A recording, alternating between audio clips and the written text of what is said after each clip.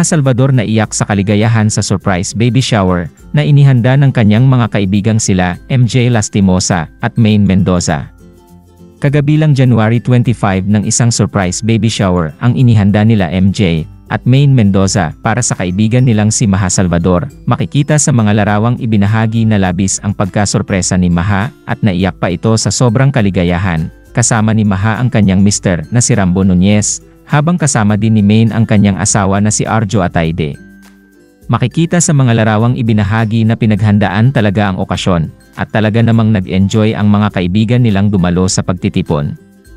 Game rin ang lahat na nakiparticipate sa mga games and surprises sa nasabing baby shower. Sa ngayon ay hindi pa nire-reveal ng couple ang magiging gender ng kanilang magiging anak, na lalong nakapag-excite di lamang sa kanilang mga fans, kundi maging sa mga kaibigan nila sa industriya.